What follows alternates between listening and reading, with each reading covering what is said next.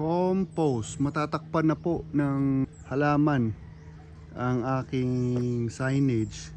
Tanggalin na muna natin yung gate. So it begins. Ayan na, amoy compost na mga kaibigan. The gates are down. Ay, mga tumutubo na nga sa likod oh.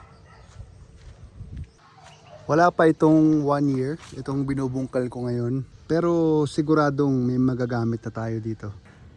Kita na natin guys, so ayun oh.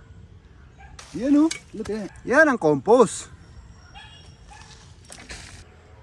Ay Diyos ko marimar, sa labas lang pala yung madaming sagbot. Pagdating ko sa gitna, halos purong compost na yan oh. Ay siya. Time out, parang hindi ko pala matatapos ngayong araw. Akala ko ang liit lang ng compost na kukunin ko. Grabe, ayan siya oh. Yan. Ganito lang kakapal yung top layer na hilaw pa. Ito na yung compost. Ayan oh. Tambak ko nga doon sa pansamantalang location niya.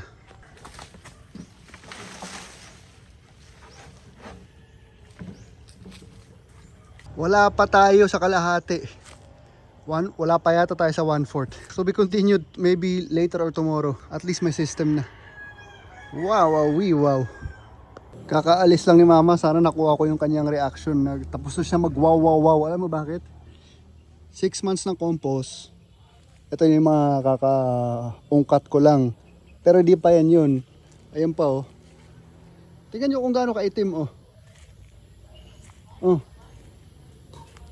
Para sa mga hindi familiar, ang compost po ay pwede mo ng direktang taniman. Dati nag-aalala ako kasi mahilig sila mag-ano. Madami kaming tanim, di ba? Yung mga kasama namin dito, mahilig maghukay ng konti sa ground. Sabi ko, naku paano yan? Pag dumami na yung tanim, hindi ang dami natin butas. Di, ito yung isa sa mga solusyon, compost. Bukod dyan, nakagawa na po ako ng bricks na gawa sa compost. Ginagawa po ito sa India. At sa ibang parte ng Middle East. Anyway, bukod doon, wow si mama. Dito nakita ni mama, wow. Pagkakita niya dito, boom, siya kalaka. Patingin siya ng matagal eh. Parang sumabog yung imagination niya sa lahat ng pwedeng gawin sa dami ng compost na to. Akala ko matatapos ko ng isang buong maghapon. Wala na, magdidilim na. 5:28. That's it, 6 months lang yun. 6 months. Siguro ang gusto ko lang din i-share, kapag po kayo ay nasa open na area na ganito, ang pagko-compost po ay walang rules. Isa to sa mga bagay na kinukumplika ng internet masyado eh. Kasi lagi tinuturo na babantayan mo yung carbon-nitrogen ratio. Kung sa totoo lang, lahat ng itatapon mo may kanya-kanya ng balance ng carbon-nitrogen ratio. Iba mataas sa carbon, iba mataas sa nitrogen. Sobrang random po niyan. It doesn't make sense na bantayan mo kasi hindi mo makikip track kung ano talaga yung mga numero ng mga tinatapon mo dyan. Napakadaming iba't ibang bagay. Sasakit lang ulo mo. Mababurn out ka lang. Titigil ka sa pagko-compost kung iisipin mo pa yung carbon-nitrogen ratio. Basta yung kinain mo, tapon mo dyan. Yung pinagwalisan mo, tapon mo dyan. As long as nabubulok. Okay na yun. At kapag ikaw ay nasa open field, hindi mo na rin kailangan mag-aerate. Yun nga ginagawa ng aking idol na si Charles Dowding. Iniikot pa niya. Well, sometimes you have to disagree with your idol. Kung iiwan mo siya ng 6 months, ito na nga yung resulta ko, wala ka nang kailangan gawin, hindi mo na kailangan i-aerate. Nasa open field ka naman. Magiging compost pa rin yan eventually. Mapapagod ka lang sa kaka-aerate mo. Unless nagmamadali ka. Kung nagmamadali ka talaga, bumili ka na lang. Ba't ka naman magmamadali sa paggawa ng compost? Di naman siya, sa totoo lang, di naman siya necessary sa kahit ano. Luxury ang compost, hindi siya necessity. Yan ang aking compost afternoon. Akala ko matatapos ako ng isang magdamag. That's my message. Walang rules. Yung sa Quezon City, compound kami. So, kailangan kong maglagay ng rule na dapat may tambiolo ako para hindi mabaho. At dito nasa open naman tayo. Malaki-laki yung pile. Luto ka agad yung ilalim niyan. 6 months. Sa tingin ko nga, mas maaga pang nahinog yan. Ngayon lang ako umuwi. Kung to be continued tomorrow, gaano kaya kalaki ang aabutin yan. Oh, day 2, we continue.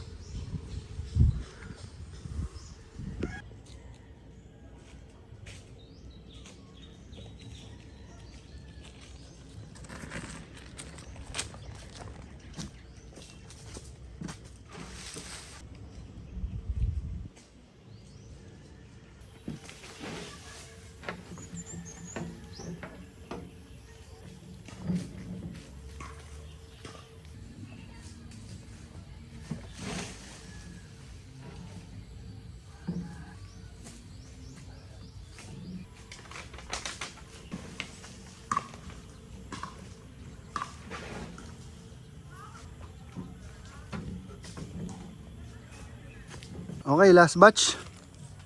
Last batch na siguro yan. Medyo nalalaliman na ako kung ano-ano na nakikita ko.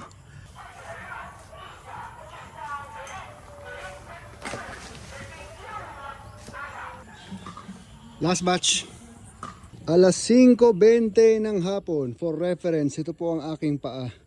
Mas malaki pa dapat tignan to, pero kasi ikinalat ko sa mahabang area kasi ang hirap iakyat na wheelbarrow. Anyway, quality check. Bala ko pang salain pero inisip ko kung kailangan. Alam mo ang compost lock? Ang compost, quality check Una kulay, itim. Texture, mukhang lupa. Amoy gubat. Okay, amoy forest pag pumasok ka sa forest. At kapag pinisil mo, madaling maporma yung kamay mo para kang may clay at madaling basagin. Quality check complete. At nakita nyo naman yung dami ng gumagapang dyan. Isa pa yun sa mga signs. Ito may mga basura. May nakakalusot mahirap talaga guys. Kahit sa big facility may makakalusot. Kaya ako palagi may dalang basurahan. 5:21 in the afternoon at hindi pa tayo tapos. Kailangan kong may mga nasira akong gilid. Kailangan kong itapalan ulit. Repair na natin yung mga nabutas yung yero. Palitan lang natin.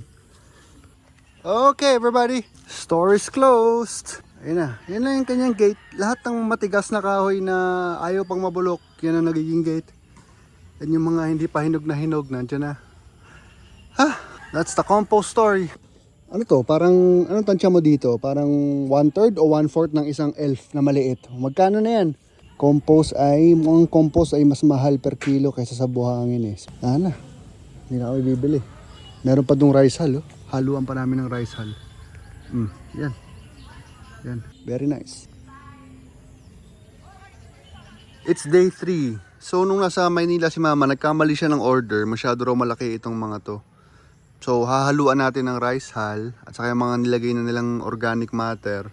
Saka may konting bundok si Ate Lorna dito. Punuin natin itong mga to. Ang dami pala. First step, mag-load ng compost. Ngayon haluan natin ng konting rice hull. Then fill lang natin yung ibang paso. Ayan, napuno ko na yung iba. Inaasahan ko bababa pa yan. Baka po na itatanong ng iba sa inyo para saan itong rice hull.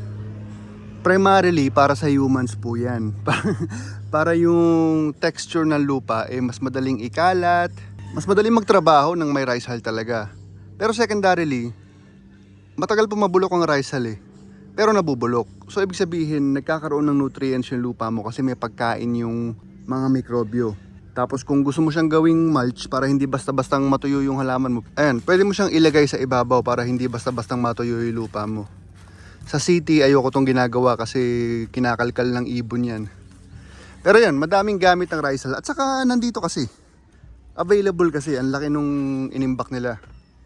Pero tingin ko dahil sa nakita kong production namin ng compost in the future, baka hindi na kailangan yung rice hull na yan. Okay, at si Tita Lisa ay humihingi ng bag ng compost. Bigyan natin ng isang ganito kalaki. Siyempre meron ding paso para sa akin sarili. Dapat ma-enjoy ko naman yung ginawa ko. Tingnan nyo yung batik ng dahon. Ganda Huwag kang masyadong malikot be. Ayan Ganda Kapag ganito na nasa plastic na napaso, ayun kita nyo, lumalabas na ng konti yung ugat Hindi ko na siya tinatanggal. Gusto kong pinapatong na lang. Ayun dito sa aking compost. Patong na lang natin. Mas madami na siyang matatakbuhan ngayon. Kasi hindi mo binungkal mula sa kanyang plastic. That's just me. Baka magbago din iisip ko. Okay. Nabigyan ko ng tita ko, nabigyan ko mama ko, nabigyan ko ang aking sarili. Ready for next season. Maganda na tayo for the next season of compost. 6 months yun Tingin ko 3 to 4 months. Pwede na. Meron na. Next time.